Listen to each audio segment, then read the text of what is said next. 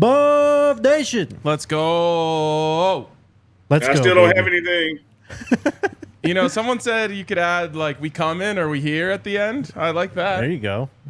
Okay, yeah, I like that. I'm gonna go with we coming. I kind of like the this though, Neely. Oh yeah, just, yeah. I don't know what to do with my hands.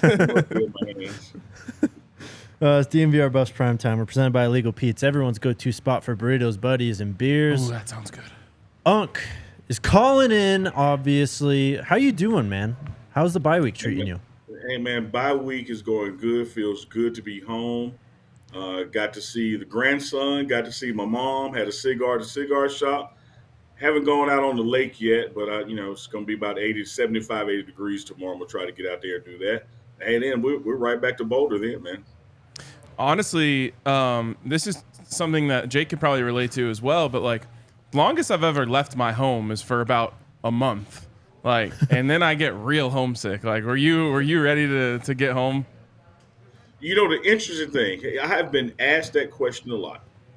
And I can honestly say I have not been homesick, and it's for two reasons. One, there's so many people there that I already knew from, say, the Jackson State days, and then meeting guys like Jake and RK and becoming fast best bros with them, it feels like home. So from a possession standpoint, family standpoint, Jackson is home, but man, Boulder's second home. I'm loving it. I love to hear that, man. And honestly, if you're feeling that way, I hope that a lot of the players are feeling that way too. Like there's a real environment and a real family feeling there that gives the warm embrace of home, even if it's away from home. Absolutely. All right, mid-season awards. It's the bye week. It's the perfect time to do this right in the middle of the season. We have 11 or 10. I don't know. I think it's 11.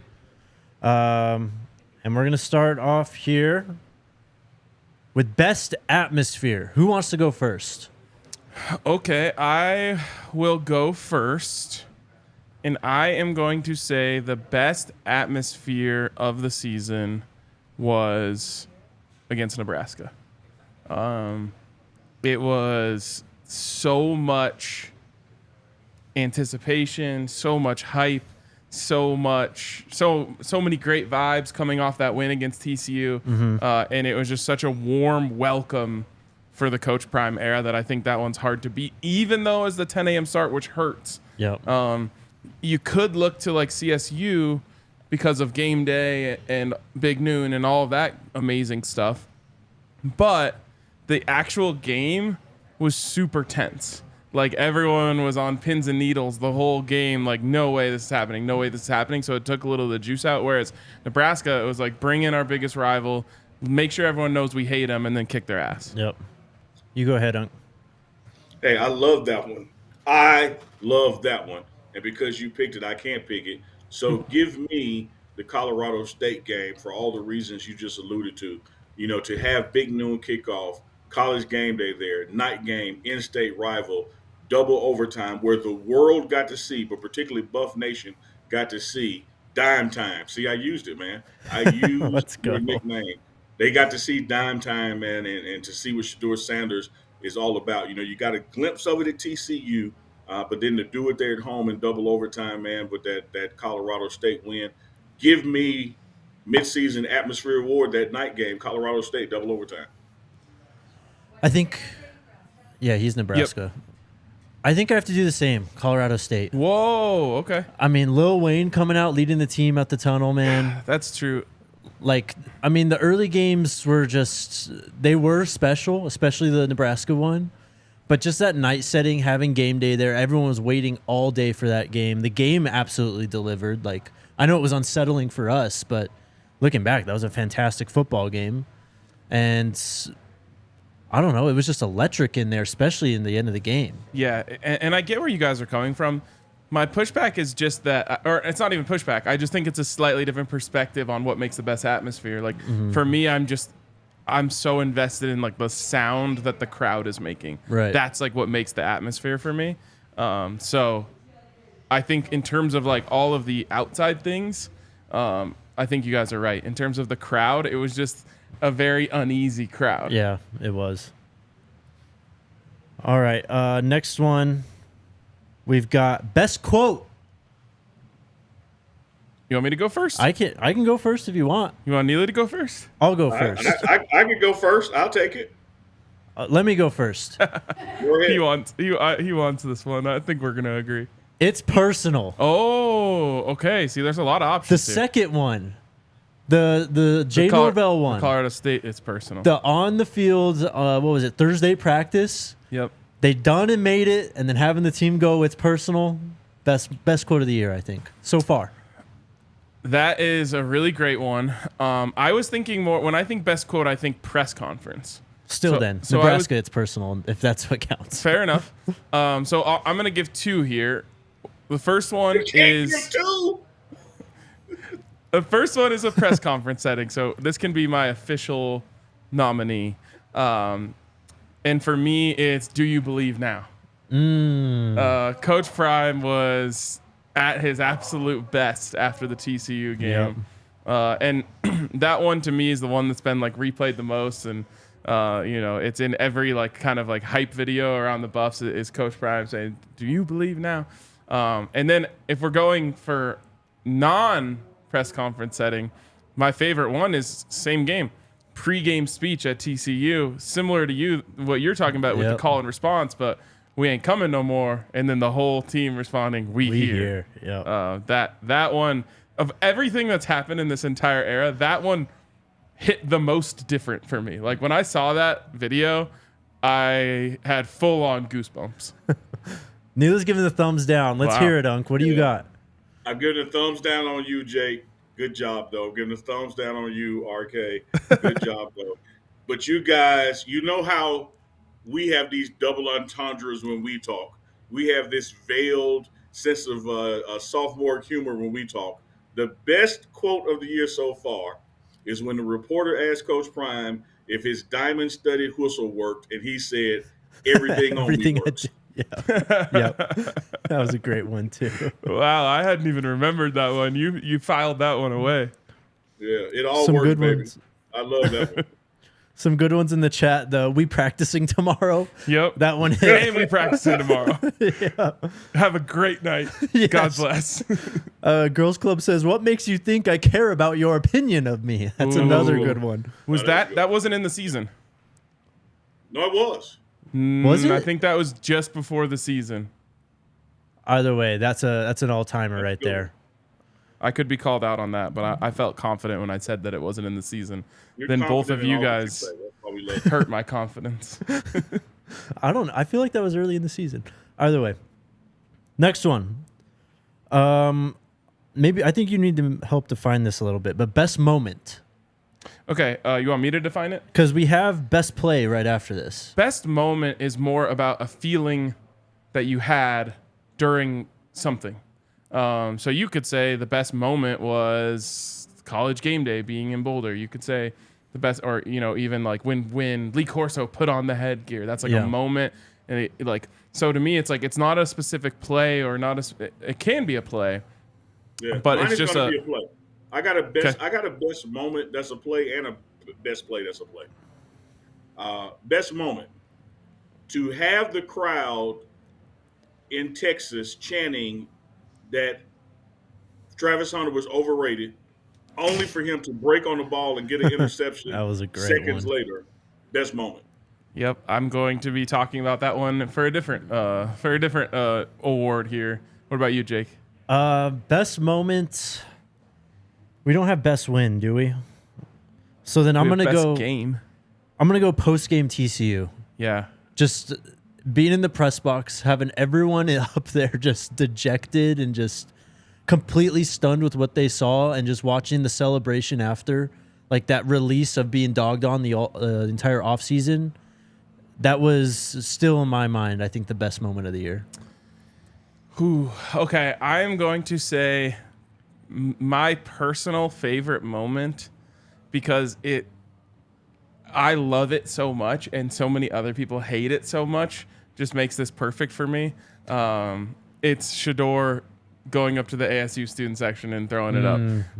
Like, that is just my shit so much. The pettiness. Yes, like they're chanting overrated to him just like they were with Travis Hunter, and like he just gets to go straight in their faces. And then I'm just, anyone who knows me will say, yeah, obviously. So you guys probably will say this too. But the more people hate something, the more, especially if I like it, it makes me double down on how much I like it.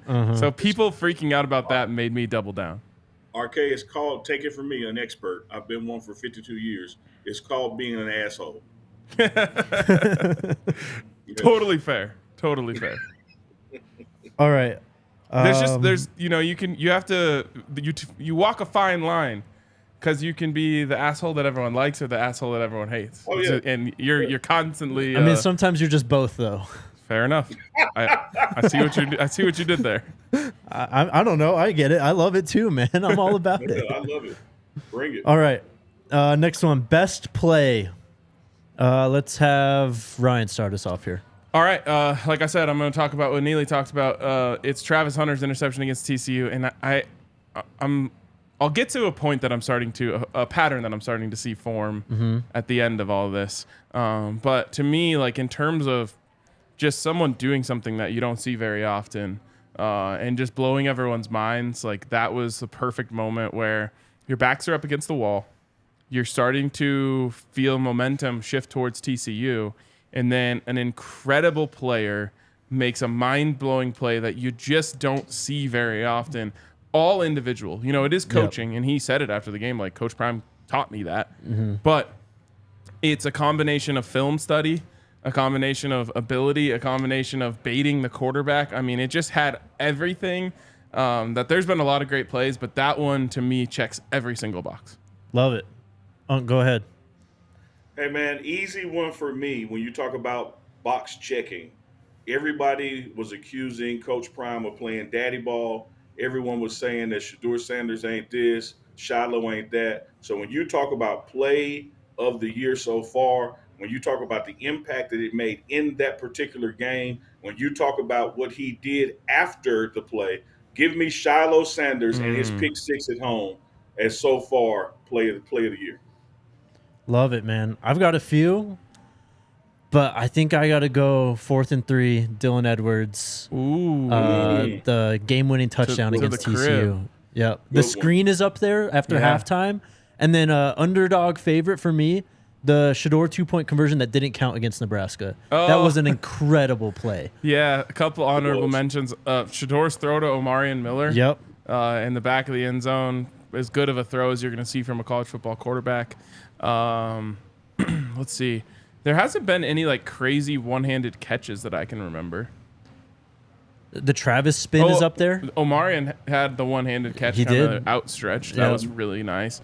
The Travis spin is like straight out of someone's high school highlight film. Yeah, there's some good ones in there. Also, Alyssa, check Slack real quick. The Trevor Woods interception on the TCU's opening drive. That was a good one, too. That was when it really felt like the Buffs can take control of this game and they can win this game. And it was right off the bat. All right. Quick little pause. Shout out to our friends over at Kind Love. Shout out to Kind Love. They're amazing. Fully integrated seed to sale. They breed their own genetics. They've got the Turbo Core line as well. You can buy the Turbo Core inserts or buy the pre-rolled joints. It's a 100 milligram stick. Looks like a toothpick. You can insert it into a joint, blunt, cigarette, whatever you're smoking. They either get it while it's hot shelf, 8s for $20 out the door, and ounces for $100 out the door. Visit one of our stores in Cherry Creek or North Denver. Mention DMVR and receive the DMVR exclusive discount of 25% off all Kind Love flower, pre-rolls, and their turbo joint line. You can also visit their website at kindlove.com and use that code DMVR for online ordering and their full extensive menu. And then also shout out to MSU Denver. Turn your goals into greatness at MSU Denver. 90-plus majors. They have 10-plus graduate programs. You can even create your own major at MSU Denver. It's DMVR approved. We've had many of our own staff go to MSU Denver and get their degree as well. Create your own career and turn your dreams into reality at MSU Denver. Again, 90-plus majors, 10 graduate programs with courses online, in person, or both. Learn more at msudenver.edu. There you go. Jimmy Horn putting Blackburn on skates. That was a good tying one, too. touchdown against against CSU. That was great. Yep. So many of them. trying to think what's been the loudest single moment in Folsom. Probably Trevor Wood's pick to beat CSU. It's a walk-off. Yeah. That was a good one. Honorable mention, a great play that people didn't get to see because it wasn't aired was RK taking that sheet off the frat house in TCU. When was this? Oh, God, you haven't even seen that? No. Oh, man. We might have to make like a end-of-season highlight reel of all the dumb shit I did when I was drunk after games. That's amazing. It was deserved, though. I was very justified for that. For that move. Best game. All right, for me, man, this is going to sound weird, but it's a game that we actually lost. And it's a big game for me because it showed what this team can do, what we can become, where we're headed. When you look at what took place that second half against USC, who at that time was, I think, ranked number 5, somewhere between 5 and 8 when we played them. For us to do what we did against a Heisman Trophy winner, Cameron Silman Craig, HBCU transfer, gets an interception. It was an L, no denying that. But best game so far as we look to the future. Give me the USC matchup at home. I love it. Man, I got to go TCU again. That game was just exhilarating, man. Yep. So many big plays, so many clutch moments. Shedeur was just ready for the stage right away. Travis just balled out like we knew he would. Dylan did his thing. Still the only game we really saw Dylan do his thing. That game just sticks out in my mind a lot. And interestingly enough, it's the only game. Let me make sure. I guess a little. No, not really CSU. It's the only game that was like truly just tug of war the whole time. Yeah. Like not like one team started fast, one team started slow, then one team turned it on. It was like every play, just shot for shot, blow for blow. It was an elite football game to watch, and obviously the result is there. I'll just say it now because it's happening so much. It's a little bit, I guess, not the best thing that so many of the awards here are coming from the first game of the season. Right. And I don't really have like a big take on this about how it's this, that, or the other. Like, there's still been great moments, but I'll just say I hope that we get new ones from here to the end of the season that take the crown away from that TCU game. But I think it's fair for the fans and for us to be saying all these things about that game because the lead up was one of the most insane lead ups I've ever experienced. Yes. Like, that was a 6-month lead up to one game. Like, the excitement from the day Coach Prime got hired to that never wavered. It never took a dip. Right. It was just full excitement every single day, every single weekend, just counting down the day. So, like, for them to go out there and deliver and upset a ranked team, I don't care what anyone says about them now, even though they had a big win this weekend, right? They beat BYU. I don't know if BYU is ranked or not, but I'm just saying they did win big. TCU had a big win. Yeah. I don't care what anyone says about it now. They were 21.5-point underdogs. They went on the road and they delivered in every facet of the game. Big plays on defense, interceptions, huge plays on offense, long touchdowns. It was just like everything that anyone could have dreamed of when they were dreaming up this season. So it's, as much as I would love to be able to spread out the awards, it makes sense for that one to be winning so many of these. Like, the feeling that everyone had during that game was unmatched. We got to have the "I told you so" moment after too, which I think was probably the best part of it. Oh yeah. All right. We did tell them. Best coach. Is this one of those places where we do like we do with offense and you can't name Shedeur? And we're going to say we can't name Coach Prime? Yes. I actually meant to write best assistant coach. Okay. For this exact reason. So go, Neil. Now, let me preface mine.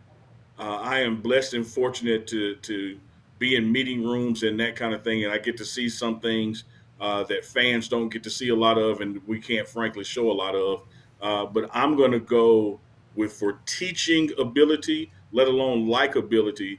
Give me Coach Andre Hart in the linebacker room, man. His relationship with his players, his ability to not only tell them what to do, which all the coaches are good at that, but he goes deeper and explains them why they should do it and why it matters to the impact of the whole play and thereby the defense. Give me Andre Hart for coach for the midway point. It's a great one. I think I'm going to go Coach Bartoloni.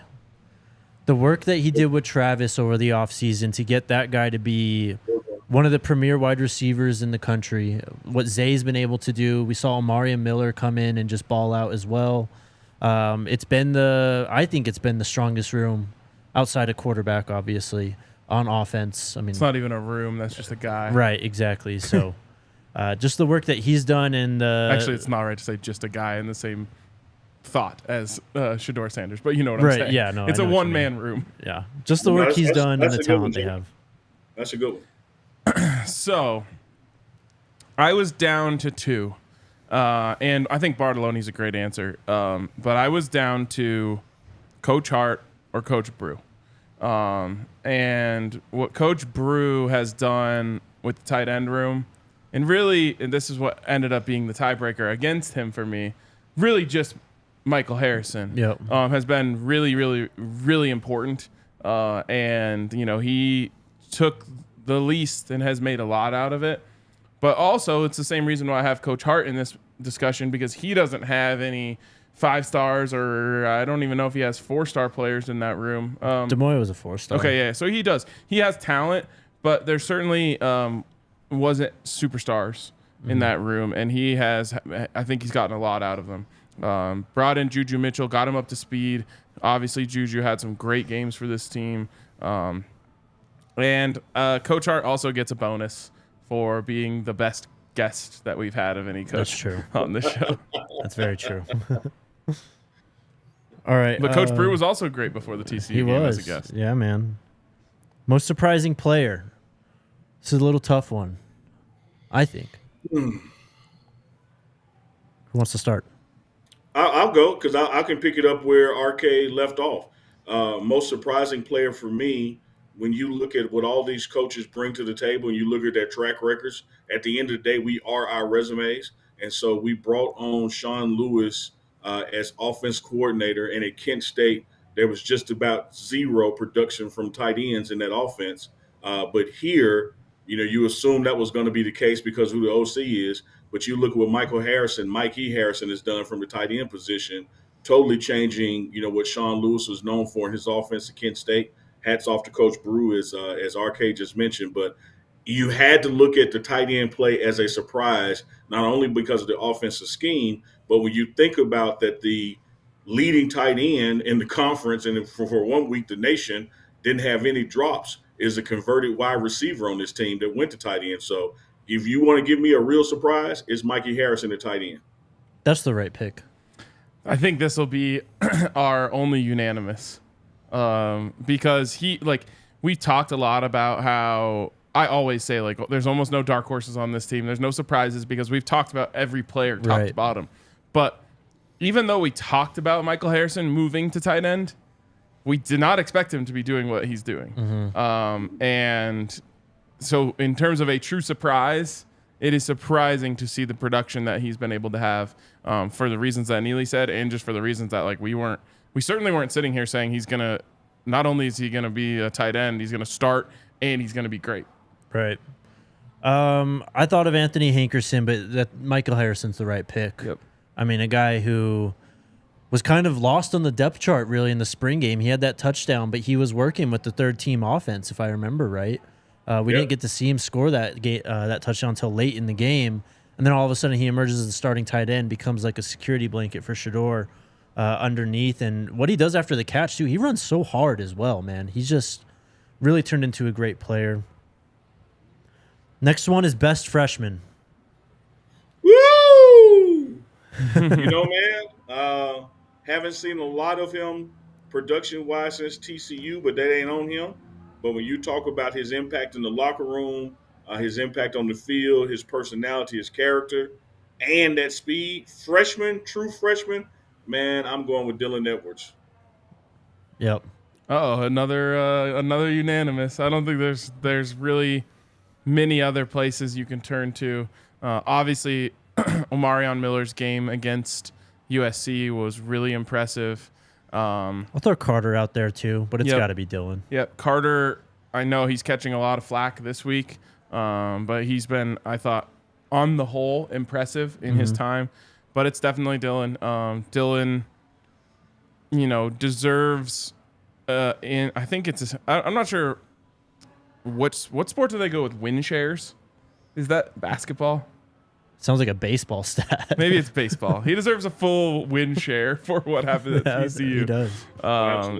Not to say that that Shedeur and Travis and Zay and Jimmy didn't all have really big impacts. He had a 4-touchdown game, man. But he had 4 touchdowns. That's a season for a lot of players. Think about this, guys. Think about this. Had we done a bye-week prediction for these awards the week before TCU, we all would have been saying Cormani McClain at this spot for freshman. Because or one Dylan, thing you just don't anticipate freshmen playing to this level this soon, and you see that in McClain's what he's bringing to the table, going through those freshman growing pains. So it's even a bigger hats off to Dylan Edwards that he not only did it, he did it week 1 and has been an impact player, even if to not the degree of TCU, in every game since then. He's on the field. Yeah, Yep. totally. Got to shout out Omari Miller too. That was just a miraculous performance. Comes in at halftime and puts up nearly 200. Yeah, I mean, if you put it doesn't work this way, but Right. he could have put up 400 yards in that game based on the pace he was on, which is shocking. All right, into the big ones here. Defensive Player of the Year, or the midpoint. I'll go first here, and this is a guy that I actually thought could have been a candidate for most surprising player, just because I wasn't ready for him to be this good. But he's been so good that I almost felt it wasn't fair to him to call him most surprising player, because I think he's Defensive Player of the Year so far. It's Omarion Cooper. Yep, I agree. He has been just fantastic to me. And the whole offseason, we're talking about Cormani and Travis. And he just walks in and is just like lockdown for most of the season. Yep. So I've been really, really impressed by him. And, I think I don't want to take anything away from him, but had Travis been healthy the whole season, this might have just been his with a bullet. Yeah. But he hasn't. And so to me, it's Omarion Cooper. Man, RK, you make a compelling argument, man. You make an argument so compelling that as much as I want to say Shiloh Sanders, I have to acknowledge that missing that game and playing time impacts that. And when you look at what Cooper did with his opportunities, I'm going to side with you on that one, man. At this midway point by week, I know Cam has been out there and leading in interceptions. But, man, Cooper's play has been so proficient and efficient that it doesn't make the film in the highlight, because he's just taking his damn man just totally out of it as an option for the quarterback. I'm going with you, man. Number 3, Omari Cooper. Same, Omari Cooper. I mean, people are going to dog on him for the 97-yard touchdown where he slipped and fell. But the guy was just completely in his bag against USC, had multiple pass breakups, had the big sack. And he's just, as you said, kind of not came out of nowhere. I think we penciled him in as the cornerback behind Travis and Cormani before the season, but he is proved that he could be, a legitimate NFL draft prospect, I think, down the line. Yep, absolutely. He's been awesome. I'm excited to see more from him. There's a lot of people in the chat saying Shiloh. Shiloh has been great too. He has been. Tons of big tackles. Obviously a pick 6. And then a lot of people saying Cam. I saw someone said you guys are tripping on Cam. You're sleeping on Cam. Shit. No. No. We have to pick I one won't stand guy. for that. He is. I said this, I think, last week. If I was buying a jersey of any player on the team, it would be Cam. He's my favorite player. So I'm not sleeping on him. Here's the problem with this. It's a good problem. You can draw straws, man. We can flip a coin. Whereas the defense at times has been lackluster, you can look at the final score and see that. We have some dynamic players there. I know Shiloh's injury and Travis' injuries were at no fault of their own, but we are talking about a sport where first of all, your best ability is always availability. And because they had to miss time, it just allows for a guy like Cooper, who didn't miss time and make the most of his moments. So this ain't shitting on Shiloh. This ain't shitting on Cam or Travis. Man, but number 3 has done more with less this entire time since the first game. I got to go with him. Yep. All right, other side of the ball, offensive player at the midpoint.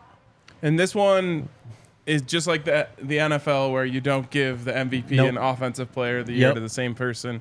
I'll go first on this one. To me, it's Zay Weaver. And another one where it's just like, yes, we talked about Zay a lot, but with Jimmy's speed and Travis's insane athleticism, he didn't get quite as much burn in the offseason just because it was like he was kind of a given. It was like, yeah, he's going to make a lot of catches and whatever, but he's put every, we talked about checking every box earlier. He's put every box you could want from a wide receiver. He's checked it off.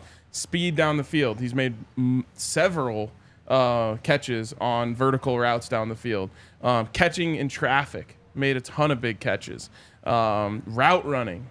Just, getting guys out of their shoes. So he has been so special. Obviously, the numbers are right there to back it up. He's super consistent.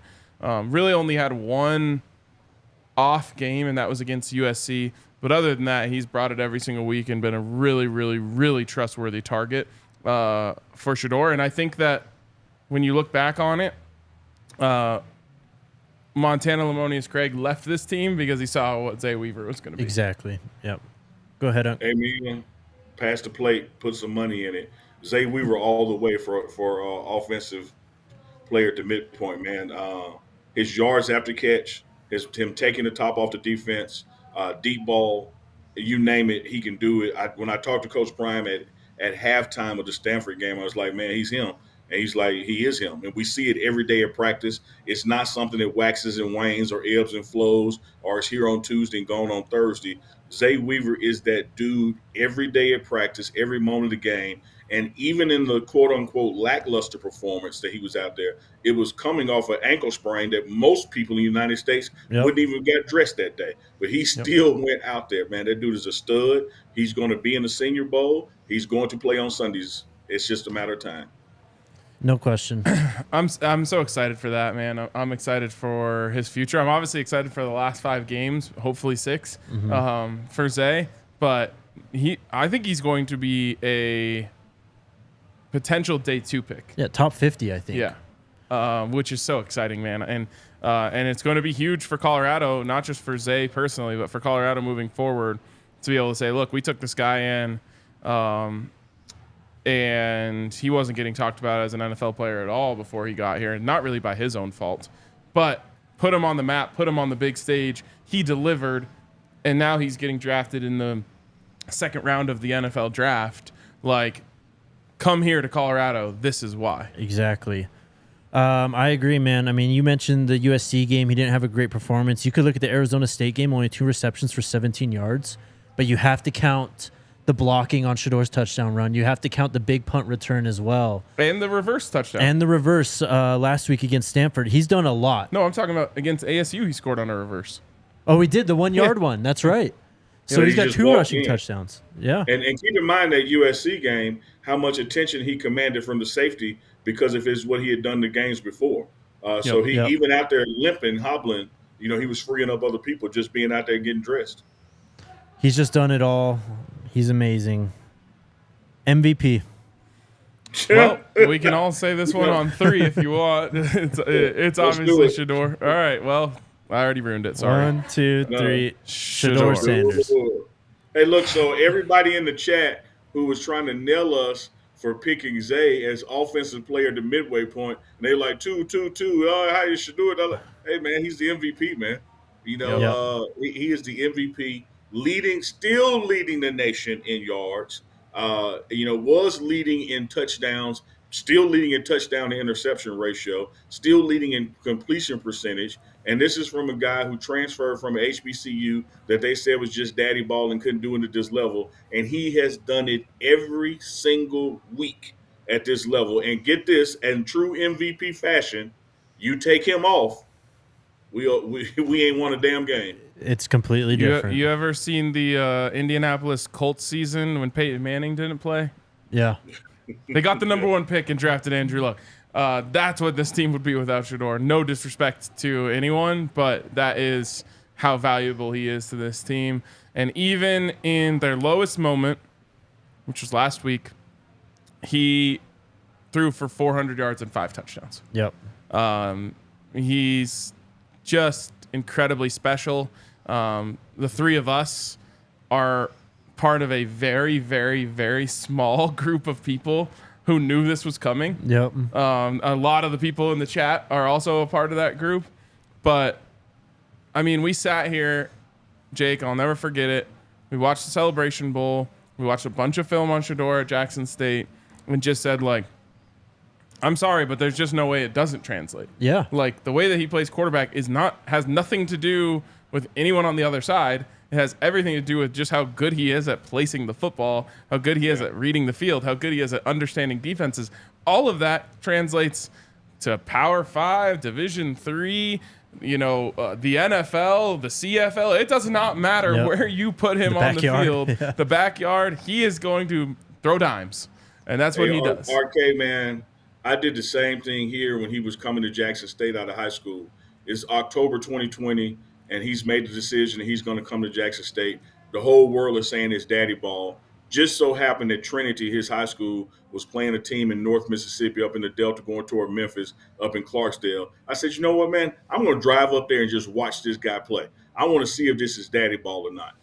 I got back. Buddies were asking me, like, man, so what was it? What did you see? And I told them, I said, the only reason he ain't got a 5-star by his name is because his last name is Sanders. And you got haters in the world that don't want to give him his credit. This dude can flat out ball. Everything he did at Jackson State has translated. Everything he's doing in Colorado will translate to the NFL. If I'm a scout in this next year's draft, because he ain't going nowhere this year, in this next year's draft, if you want to get a guy who's shown he can do it under pressure, because here's what's happening.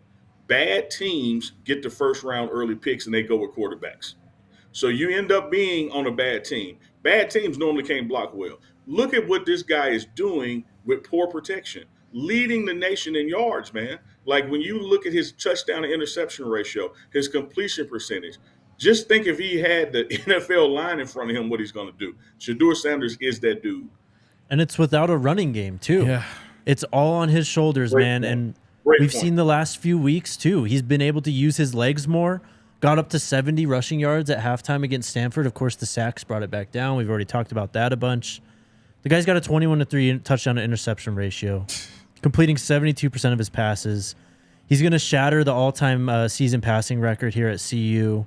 It's just honestly, it's just a bummer. The rushing yards are at -23 on the season. Yeah, it doesn't do justice because of the stupid way that they keep stats in college football.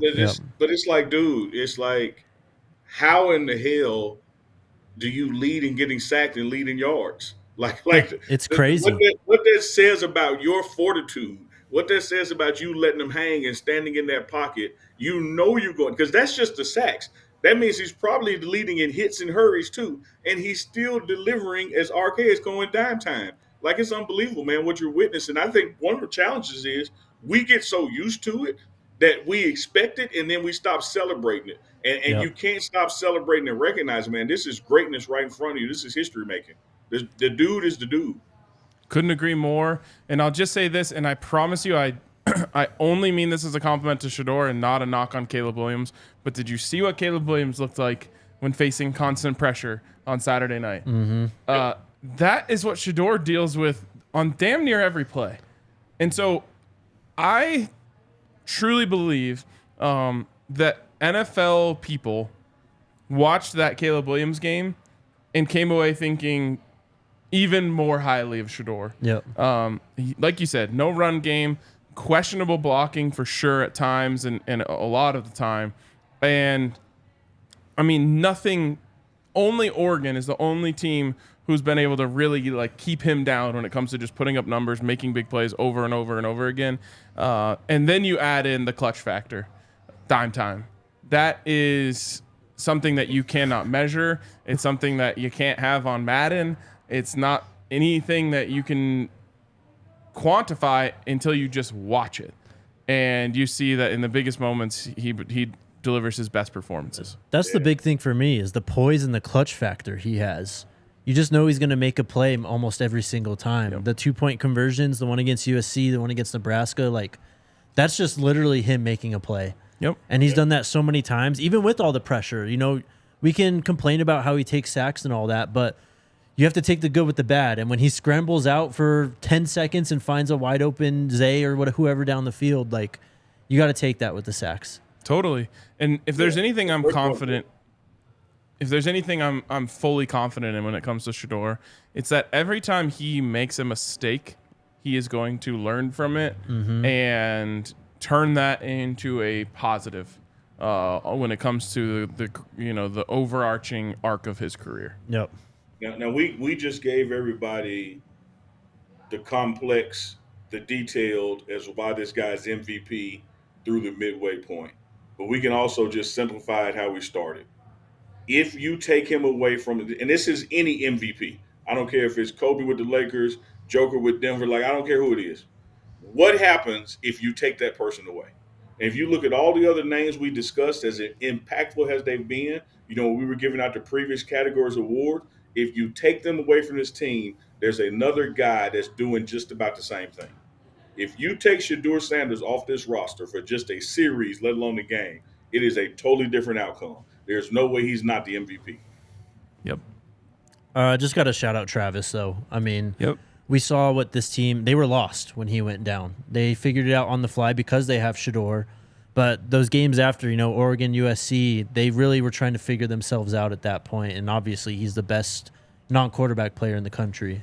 So shout out to Travis. If he had a full season, he's definitely in contention for this. Absolutely. And I think they quickly learned how much of their identity was centered around Travis. We talked about ad nauseum how the identity is Save Us Shedeur. It has been really for a while now. But that started really when Travis went down, because before you could have said Save Us Travis and Shedeur. Yep. You were building the defense around him and his ability to shut down his side. And then, the offense, you could count on him every time you needed a big play. And obviously you count on Shedeur to get it to him. You look at what a healthy Travis would potentially give you in this conversation. He wouldn't be best atmosphere. He wouldn't be best quote, but he's giving you best moment and best play. He's mentioning what you chose as best game. He's not a coach. He's not a surprise.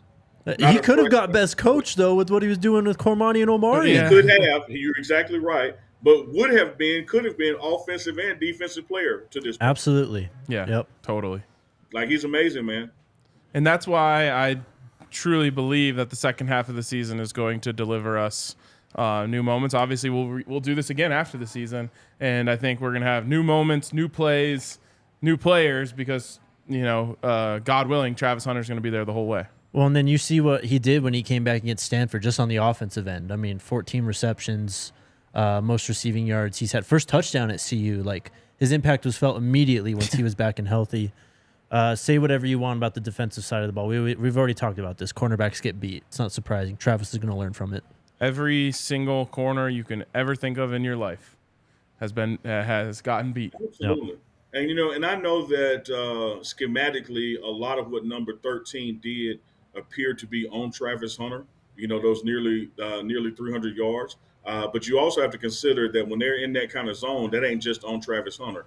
We also have to consider that him playing both ways first game back, that was a lot of minutes on a body that had not fully recovered. It had recovered medically from the lacerated liver, but not conditioning. One thing I can tell you about Colorado, man, about boulders, I sit here in Jackson.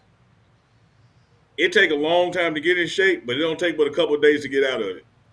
When I walk up that hill to the football building, if I ride up that hill for just 3 days instead of walking, that fourth day feels like I've never done it before. When you take some time off a boulder, like, there is a regress, man. And I am confident, he's working out, getting stronger, and, we're going to have a home stand there in these five games that's left. Travis is going to be back to being Travis, but don't look at what happened with him and 13 matchup as that somehow is the new Travis post-injury. That's an anomaly, man. Throw that out. Yep.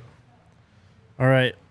We're going to dig into more stat stuff here very shortly. Shout out to Breckenridge Brewery. You guys know we love our Breck beers here at DMVR. Beer of the month is Broncos Country? Sure. It's been Broncos Country, I feel like, the last 3 months. So. Well, I mean, you're asking the wrong person. I don't know. Anyways, we got tons of them here at the DMVR bar. They got a brew for any occasion. They've been doing it for 33 years. It's made with 100% renewable energy. Try some of our favorites. Mountain Beach Sour, Strawberry Sky, Broncos Country Pale Ale, Mile High City Golden, and the Fun Slinger. Got a bunch of those on tap here as well. Check out their beer locator at www.breckbrew.com, and you can find a Breck Brew near you. And then also shout out to our friends at Backus and Shanker. You get hurt, they are here to help. They've been helping Colorado families win for 25 plus years. They won over $1 billion for their clients. They got neighborhood offices $1 billion. all over the city. They help with all kinds of injury cases where you weren't at fault: car accident, motorcycle, rideshare, pedestrian, trucks. Even if you're hurt at work, smash that Shedeur line, 222-2222 to find out if you have a case for free. Backus and Shanker wins. A lot of people in the comments talking about Travis playing too many snaps in that game, and we kind of talked about how he was gassed. I just want to say this in defense of the coaches: nobody expected them to need Travis at the end of the game. Mm-hmm. So if all goes according to plan, they're up 29-0 at halftime. They go score on that first drive at 36-0. The game's probably over at that point, and then Travis nor anyone else has to play in the fourth quarter. But when your back is up against the wall and you're scratching and clawing for a victory, and Travis is saying, "I'm good, I'm good, I'm good," you're obviously going to put him back out there because you want him to help you. So I think it was just everything about that game is a perfect storm. Yep. No, that's right. Okay. You gotta. That's right, RK. You got to take it chronologically. It's easy to be hindsight 2020 looking at the end of the game and the totality of it, but situationally, we all know, even at 29-0, getting the ball after halftime, the starters were coming back out on offense and defense. So he was going to be playing early third quarter to mid third quarter. Sean Lewis, offense coordinator, he challenged the entire team at halftime of that game by saying, "Hey, it's incumbent upon you, the starters, to do out there, kick some ass. That way the guys behind you get the opportunities that they've also been working for." That just didn't happen. So you still had to go at your best guys, no matter how winded they may have looked or become to you. You got to call the game while the moment you're calling the game. Second guessing it now, ain't doing anything, man. Yep. I mean, look, man, after this bye week, I think we can expect to see Travis back at, full conditioning, full win, to be able to be that player for all four quarters. I think that was a great point just on totally the pace of the game against Stanford. I mean, it really didn't work in their favor multiple ways. Let's talk about stats real quick. Shedeur has completed 72% of his passes, 2,420 yards, 21 touchdowns, 3 interceptions. The single season CU passing record, 3,200 by Cepho in 2014. And he is at 24. He is 800 yards away. That is two games. That is crazy. He might hit 5,000. What's crazy is, not to get ahead of ourselves here, because it'll be great for him to break that record. He probably has a chance to put some of the career records to the test in just 2 years. So if he gets 4,000 passing yards this year, he will automatically move in to 10th overall in passing yards. And with a whole other year to go, the career leader is Cepho again with 9,700. It's on the table. It's totally on the table. Now, I must be honest, I hope that in a perfect world, he falls a little bit short of the all-time records because the team is so good at running the ball that they don't need him to throw for 400 yards every game. That would be nice. I would love some 325-yard, 3 touchdown, 0 interception games from Shedeur that come along with a 100-yard rusher that also had 2 touchdowns or multiple 100-yard. Yeah, rushers. exactly. That would be great. And one thing we got to keep in mind, yes, he's only going to be at Colorado, 2 years as starting QB. But many of the guys that he's surpassing, they may have been in Colorado 4 years, but they only played 2 years. So when you really deep dive into the numbers, you're going to see just about the same amount of games played. Maybe not the same number of attempts because we are a more high-profile passing offense, but many of the records, man, touchdown passing percentage, as in completion percentage, touchdown to interception ratio, you name it, he's going to eclipse it. All he has to do is just go out and do what he does, and that's be himself. And he ain't even thinking about the records. Just think if he was really out there trying to, hype his numbers up. He's just out there trying to win games. Absolutely. And what's crazy, if he actually does challenge that all-time record of 9,000, Cepho was actually a 4-year starter. Not all. I think he came in about halfway through his freshman season, and then started all the way through his senior year with only a couple games missed to injury. So pretty crazy that he could even get in that ballpark. Yeah. He set the single game passing records in week 1 against TCU with 510, cleared that by 36 yards. Zay Weaver, right now he is at 50 receptions, 631 yards, and 4 touchdowns. You go to the all-time receiving list. First off, we'll start with receptions. Nelson Spruce in 2014, 106. Zay's already at 50. I don't know if that's quite in there, but he could definitely break into the top 3. Visca is third with 86. Let me tell a quick Nelson Spruce story. Okay. 2, actually. 1 will be quick. Nelson Spruce was that football team, and that's what's going to make this hard for Zay. Nelson Spruce, on the very first day of fall camp, has like a very minor ankle sprain. Coaches just say, you know what? You don't need to practice at all anymore. So he just was shut down for the entire fall camp because they just knew if without him, we have no offense. Then this is notable because we're going to UCLA next week, and I think I'll actually be in the press box for the first time this season. Last time I was in the UCLA press, maybe I can be on the sideline with you, Unc. Let's talk about that later. Let's do it. I in the UCLA press box, the moment that Nelson Spruce breaks the record, and they come over the speakers and announce Nelson Spruce has just set the all-time Pac-12 receptions record. And I kid you not, 4 different UCLA LA reporters were like, "Who is Nelson Spruce?" And I was like, "You've got to be kidding! This dude just broke the Pac-12 receptions record. You guys didn't even know who he was." Insane. The 19 reception game against Cal? Yep. No. This was against UCLA. Oh, okay. He broke the Pac-12 single season reception record. I see. In terms of receiving yards, the record was Paul Richardson in 2013. He had 1343. Zay right now is at 631. That's a bit of a long shot. I mean, who knows? Maybe he just has a 250-yard game and just gets right on pace. Single game is going to be tough to beat. That was, again, Paul Richardson in 2011. Against Cal. Yep, 284. Yep. That one was crazy. And, it's going to be hard to beat. And like I said, these guys are not trying to beat it. They're not even looking at records like that before the week of preparation or even during the game for that matter. But we'll be amazed at what could happen because, when you go to TCU, you didn't go into that game thinking Shedeur's getting 500 yards. You go to the next game, you're not thinking the receiver is going to get 197. Like the damnedest things happen with this offense to players you've never seen it from before. So I'm optimistic, man, but I hear you. Like, it's the reason these records have been sitting there so long. But there's just no telling with this team, when you have a 600 passing yard game and, 3 receivers with 200 yards apiece. It can happen in this offense. Big Teasy says, RK, you can't be on the sidelines with your shenanigans around Coach Prime. Hey, Big Teasy, we appreciate that, brother. And speaking of comments, this one got by me, but my sophomore mind will not allow me not to acknowledge it. Someone commented that we need to manage Travis' load, and then another person said pause to it. Shout out to the pause. Also, I just wanted to be clear. I am capable of being a professional if I want to be. If you want to be being the key. Yes, if I want to be. I'm also capable of being me if I want to be. You clearly don't want to be. I don't. And we don't want you to be. Yeah, exactly. Being a professional is boring. Single season receiving touchdown record was Nelson Spruce in 2014. He had 12. Right now, Zay only has 4. But the single game receiving touchdown record is 3. If he can break that and get 4 in one game, I mean, he could absolutely be on pace to get the single season record. Who's this? Zay. What is it? Yeah, the tough part to that, Spruce. Jay.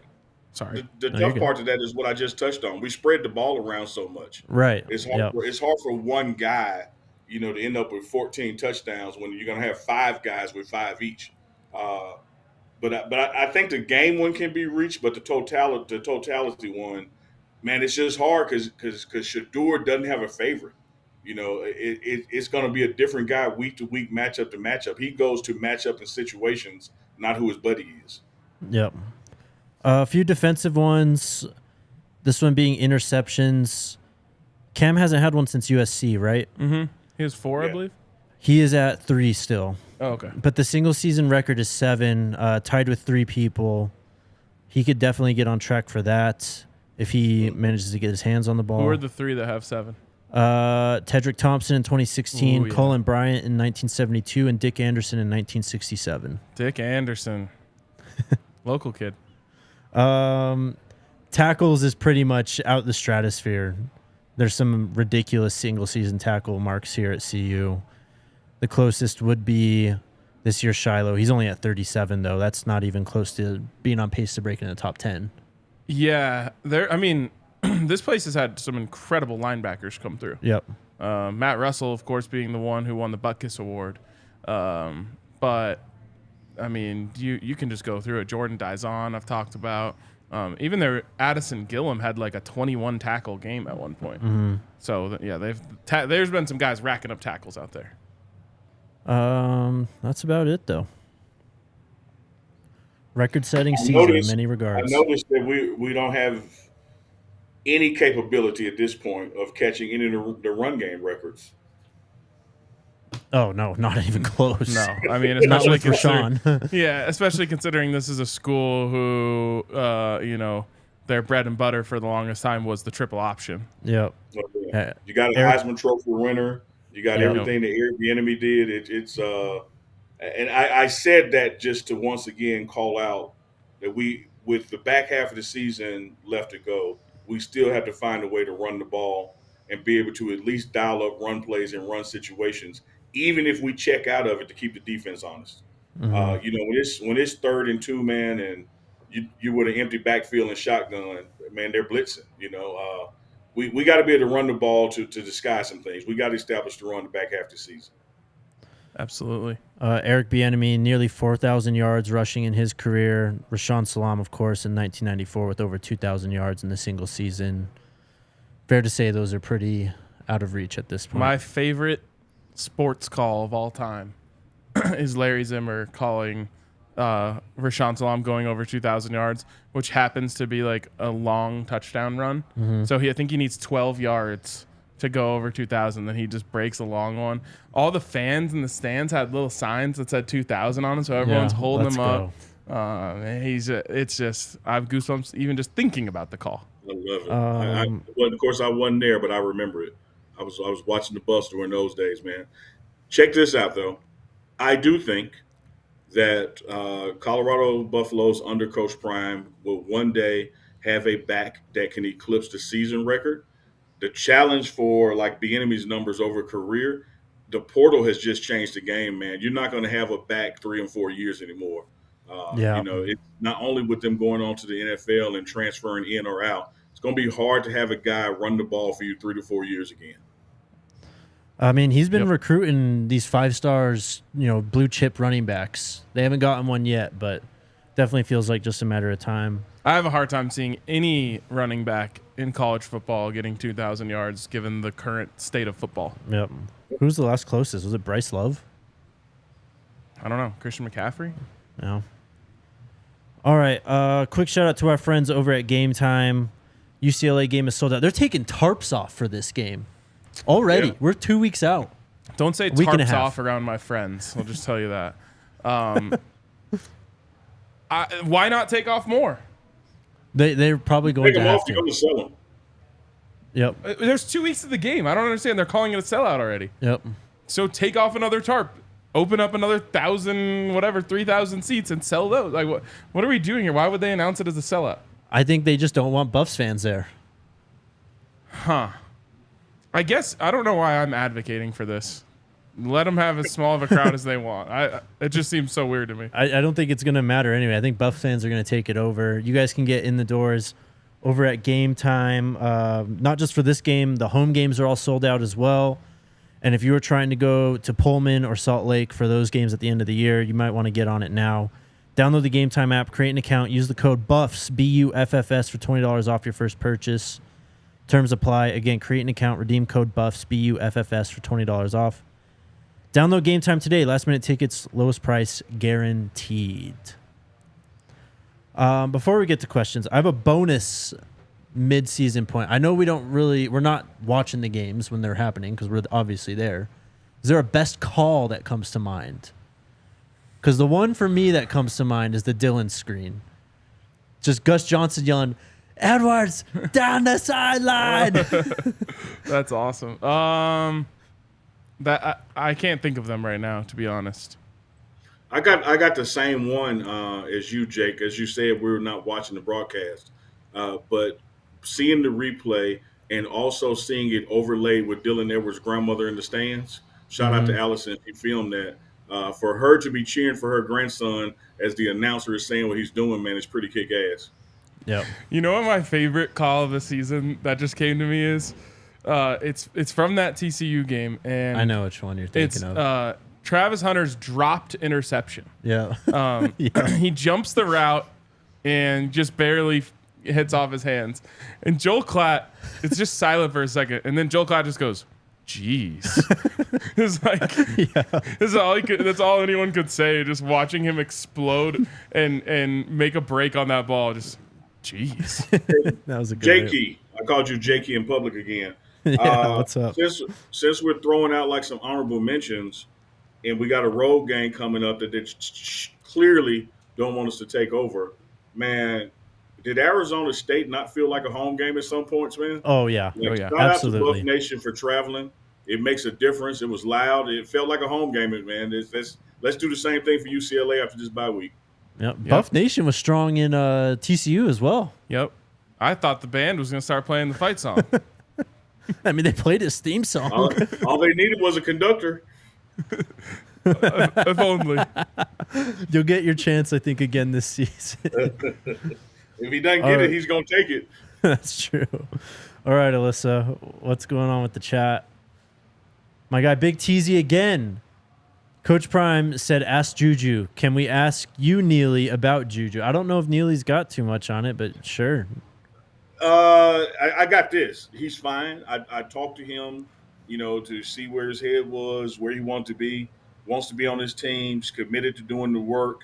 I didn't even discuss with him what had happened, because once you're over it, then I'm over it, and we just move forward. But he's in a good headspace, man, and I'm looking forward to contributing, man. He is, I know we got guys like Jeremiah Brown and Bentley that can do the damn thing, and Ham, but man, Juju, when he is there to play, best linebacker in this conference, man, probably top 10 in the nation for that matter. Got to have him. Alyssa, can you scroll up in the comments? Someone had a great call. It was Jada. Shiloh stunting like his daddy. That's another good one. That was good. And then Horton almost shoved him into the goalpost. Yeah, crazy. Weird. Okay. Chris. This one's easy. Oh, there you go. Best uniform category. TCU. Yeah. Unc, you have an opinion? I like to mix and match, man. TCU overall, but those damn gold face masks on that black helmet would kick ass, man. Yep. Shout out to the gold or the grays, the silvers as well. Yep, I love those. And then, of course, the Nebraska uni, gold, black, black is my favorite sports uniform of all time. That was CSU. That was CSU. You're right. The Nebraska uniform was the white and black helmets with the white pants, I think, and white pants, numbers. yep. Yeah. Malik, can we play Alto and Smoke at running back second half of the season? No disrespect to Dylan and Hank, but we need to establish the run game so defenses can't just sit back and make it difficult on two. I think you're gonna see more Alto. I don't know why you're taking Hank out of that when he's been the best running back of the group so far. Yeah. So, I would say, can we play Alto and Hank more if you're going to do that? No disrespect to Smoke. But I think that Hank absolutely has to be in that conversation if you're talking about establishing the run more. That being said, I also think you need Dylan Edwards to get back to TCU form. His TCU self. And I don't know if that's necessarily on Dylan at all as much as it is just about usage. They've called a couple screens for him. They've been successful. There was one that they just missed. But I just think, like, if you're going fourth and short out of the shotgun, then you should be running Dylan into the flat so that Shedeur can dump it off to him instead of taking those blitzes like you talked about, Neely, when you're going 5 wide and if the first read isn't there and then Shedeur's in trouble. So I understand the idea of getting bigger backs in there. And I think you need to do it, but you also need to activate Dylan in the way that you were able to against TCU. Yep. I got nothing to add to that, man. That was perfect. Well said. Girls Club had another great one for Call of the Year. It's way up there. I don't know if you'll be able to find it. But when Omarion was going off against USC, who is this kid? Or Omarion Miller's electric. Those are great ones, too. Those are good. DCB with a great question. Favorite Coach Prime moment at the midpoint? I mean, I think we kind of got into it with the best quotes. Mm-hmm. So for me, it's just in general his press conference after TCU was my favorite. Yeah. Well, mine is from a personal standpoint versus a coach's standpoint. Having been up close and seeing his health issues the past literally 18 months or more, and for him to have the plan that he was going to run out and lead the team out at TCU as far as Coach Prime moments go that were unspoken, was seeing him run at TCU, from the tunnel to the sideline, man. I knew we were going to win that game. That's my same moment. Just seeing him get healthy and actually being able to run out the tunnel. And then he's just walking so much better now, too. I just love seeing that for him. So that's just been awesome to see. But I would be remiss not to say that, again, we not coming no more. We here. Yeah. That, I'm telling you, that one lives on forever for me. You know what, RK? It really does. And I mean, I hate to say this, but here's why it does it for me. I love the we here, but we erased the we here with Oregon. We erased the we here with USC. We erased part of the we here with blowing a 29-0 lead. As much as I understand the flavor and the vibe and was all for it then, as I look at it now with hindsight 2020 from the midway point back, we ain't here yet. We still coming. But you better get us now, because when we do get here, you won't get us again. Well, and I love it. Maybe we, we're back to we coming. Got to arrive again. Let's do it against UCLA. And nothing like coming again. DCB answered his own question in the chat, though. The moment with Jimmy Horn in the CSU game for best Coach Prime moment of the year. That's an all-timer as well. That is an all-timer. Hey, shout out to Cameron Fairchild. Someone asked who plays us in the movie, and they got Ving Rhames as me. Hey, I like that, man. Seth Rogen is RK. And Bradley Cooper is Jake. Hey, man. I'll take that. That ain't right. I'll take that. Right. It's definitely Brad Pitt for me. Neely's All right, next question. Wayne, what's up? Big what if number 2 comes back for a 5th graduate year. So this is after 2024. I mean, I wouldn't rule it out, but I don't think so. No. I think we're getting greedy at that point. Yeah. It's enough to want him to delay his clear NFL future past this year, which I feel strong he's going to do. But past that, at that point, man, it's like RK said, let's wish these kids the best and they can go on and make the most of their lives in the NFL, man. So, but the key between now and then is making sure that we can recruit somebody who can learn a year under 2 and get this offense under their belt and pass the baton. He's only 21 now. He'll be 22 next year.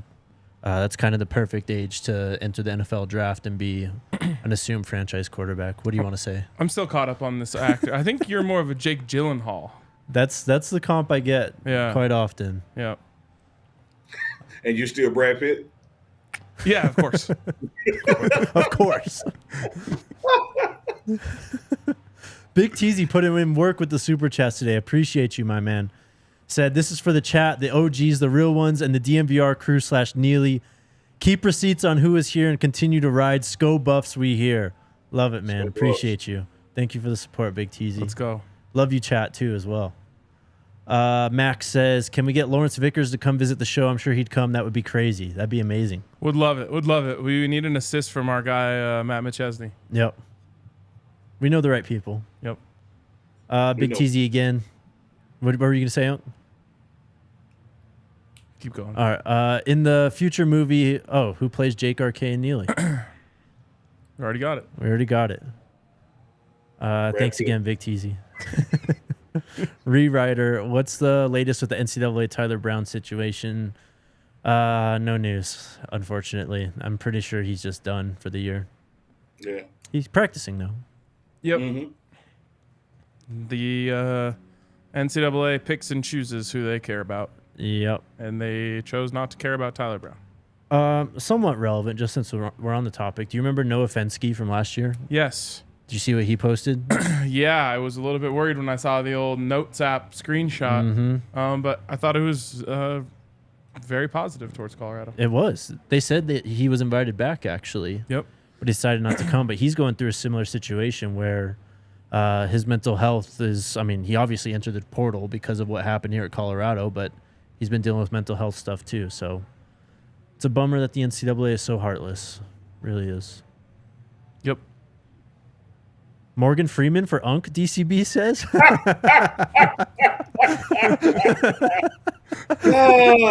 Yeah, I love it, man. I love it. I love it. Like, I'm going to say Brad Pitt, too, if RK can get away with it. Oh, that's amazing. Denzel Well, if you're for taking nearly Brad two. Pitt, I'm taking Will Smith. Oh, my God. Oh, my God. This is hilarious. Our guy Sean with the last minute super chat says, like Barinholtz is RK, Anthony Anderson is Unk, and Charlie Day is Jake. I don't even know who Ike Barinholtz is. Charlie Day's the It's Always Sunny guy. Who's Ike Barinholtz? Let me Google him. I'm looking at it right now. Thinking that's like funny. for Jake, maybe like Wesley Snipes.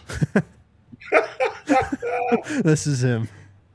This Oh, I guy. know that guy. Oh, yeah, I know that guy. Yeah. I'm out. You're out. I'll settle for Bradley Cooper. From Bradley Pitt to Brad Cooper. Mm-hmm. Oh man. Maybe a Ryan Gosling if we must. Pete Davidson, Tyler Perry. You guys This are is going off the rails, hilarious. man. This is definitely off the rails. Good question though. It really got people going. All right. All right, now here's my pushback. Damn it, somebody ahead. put Tyler Perry as Unk. I will fight you. Like, I will find you and fight you if you try to cast Tyler Perry as me. Better delete that comment. I Whoever was posted gonna that say then. hide. Mac Entertainment, Tyler Perry cannot play me. Oh man. That was good. That was good stuff. Amazing show. Kind of don't want it to end, but here we are. All right, chat. We're only at 422 likes, 423 now. Let's hit that like button on the way out. Subscribe to the podcast as well. We'll be back tomorrow. McChesney's going to be here. All good things must come to an end, Jake. Yeah, that's true. Love you guys. Question. Yeah. What are we maybe waiting on for the RK Crank That Soldier Boy video and conducting? What are we waiting on? I thought we were waiting on you to get 100,000 subscribers. Yeah, where you All right, at? look, man, look, we're about 500 away. Y'all get the pregame show up to 100,000 so we can debut the video of RK in Arizona. We're not going to say if he was drunk and if Jake was high. We're going to let y'all figure it out on your own. You watch and you decide. I also sent in, I sent Alyssa the video of me taking down the sign at TCU, but we can just mash it all together for all of my shenanigans. RK's greatest hits coming once we get to 100,000. The DMVR pregame show highlight reel at the end of the season is going to be pretty awesome. Hell yeah. Can't wait, man. Yeah. All right, chat. Love you guys. Love you, Unk. Miss you, man. We'll see you soon. And we'll see the rest of y'all tomorrow. Let's go Buffs. Let's go Buffs. Go Buffs. We all silly like the mayor.